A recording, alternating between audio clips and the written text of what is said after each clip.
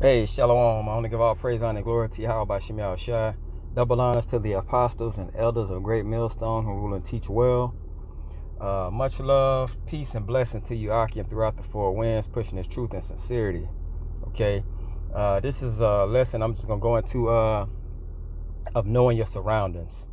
And it's kind of broad of a speech of what I'm saying, but it's really something that's technical. I'm going to go into something technical. So, knowing your surroundings, this is basically knowing the people you're surrounded by. And when I say people, I mean women. Okay. When they're just going to women. Okay. Because you have to understand that everything is a vibration. Everything has a spirit and a vibration on it. All right. Now, just going through these scriptures is basically going to show if you stay in a house and that household is of women, okay, and that house isn't covered, you're basically staying in a household where demons just flow freely. They freely flow. And now you have to deal with certain things. One in particular you can deal with is a woman on her period. It's all kind of demons that play on that. Okay? So if you're not prayed up, and if you're not constantly fasting, if you're not in a situation to where you're constantly being in the vibration of Yahweh Shem Shai, those demons can jump on you and they can travel with you, and you can take those demons to another brother's house. And those demons could jump on his woman. You know what I'm saying? It's just things like this you have to be very careful of. That's why it's good to always stay prayed up and move in the vibration of Yahweh Shem Shai. Okay, this is Isaiah 3:17. It says, "Therefore, the Lord will smite with a scab the crown of the head of the daughters of Zion, and Yahweh Shem Shai will discover their secret parts." So, right here we have our women. They're already wicked as hell. Okay? That's just off jump. They're wicked. Attitude, everything, so on and so forth. Now they have no hair. So by them having no hair, this is what happens. The heathen, this is Ezekiel 39:23. "And the heathen shall know that the house of Israel went into captivity for their iniquity, because they trespassed against me. Therefore hid I my face from them and gave them into the hand of their enemies. So fell they all by the sword." Now, if our enemies know that we're basically in captivity, okay? Our enemies know that we're in captivity. What does that say?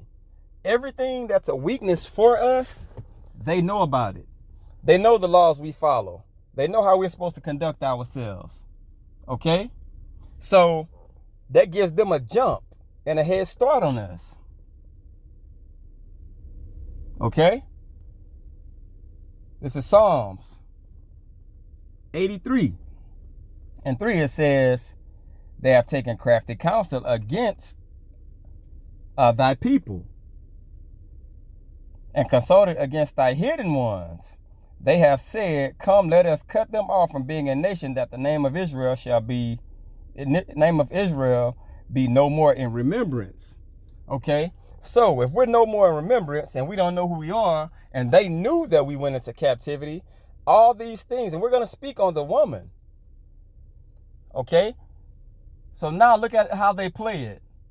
Our women was cursed with the crown of the scab of the head. So they basically are what? They're basically in a mind frame of, I want to have long hair. Because Esau sets the standards on what's beautiful. If you have long hair, that makes you beautiful. So now you see that they capitalized on that. Okay?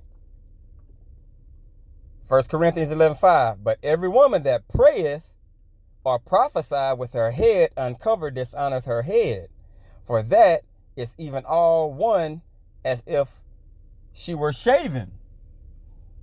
So if she prophesying and doing these things and her head is not covered, what happens? It's dishonoring her head. It's basically like she's bald. Now Esau played on this. Okay? He played on this. Because our woman's head is bald, and he set the standard and says, you're beautiful if you have long hair. Now what does our women do? They go out and buy weaves. Okay? Now weaves are being brought. Keep in mind, these are the same women that a lot of men stay in the house with.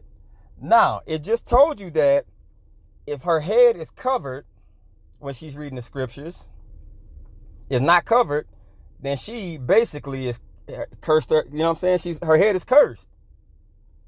So with that being said, now imagine a woman have weave on top of her head and tries to read the Bible. But check this out. Esau set that standard. And it says, human hair, big money spent by USA. Girl, if you can't achieve it, then weave it. My hair is banging. So Esau makes it look real enticing to these black women because they're simple. They're simple. They don't understand. So now they have this weave covering their head. And look what happens. Hair sacrificed to idol demon gods. False god Vishnu, who Hindu followers sacrifice hair to. So now, these things that these women do, they cover their head with a weave that has demons and spirits on it. Now, let's say that they have their head covered with the weave, with demons on it. Now they're an Israelite woman, and what they want to try to do is cover their head. You're covering a weave that's covering your head that has demonic spirits on it. And now you're in this household with this man, and he might be a man of Yahweh Bashem Yahushua, and look at the demons and the things that he has to deal with. That's why it's good to stay prayed up, bro. Because these are the simple things that can be overlooked, and you walk into a brother's house or in a brother's presence, and you have spirits on you, and you leave those spirits in his household because it's a woman there. Okay? So you have to be very, very circumspect on the way you move, bruh. The people, the company you keep. All right? It says, in Hindu faith, it is a testament that men and women shave their head in the temple. Pilgrims make their way from surrounding areas to offer up their hair. A good example of this is in Indian city, Tripoli, estimated 20 million pilgrims each year and offer up hair sacrifice to the god Vishnu. Offer up a sacrifice. It's almost about 120 million per year to maintain the temple. The most of the revenue it supports, it comes from the sale of human hair. Where are they selling this to? You got it. American women. And guess what? The majority of this goes to the Negro. The Negro woman. This is where a majority of these things go. Okay? So, the moral of this story is you basically have to watch and know your surroundings when you're dealing with these women, man. These women have spirits on them through everything. They're the weaker vessel. So they have a spirit on them that time of the month. They have a spirit on them if they put weave in their hair. And now you have Israelite women that know they're Israelites. They know they're Israelites. and have weave in their head in the form of braids. And what do? Cover their head with whatever, a head wrap now. It's too late. Your head is covered with demons now. Okay? So brothers need to really watch how they maneuver when it comes to these women, or just being around these women. That's why it's good to always stay prayed up, man. I hope this is edifying. I want to give all praise, honor, and glory to Yahweh Shem Yahushua. Double honors to the apostles and elders of Great Millstone. Peace and blessings to y'all. Pushing this truth throughout the four winds. Shalom.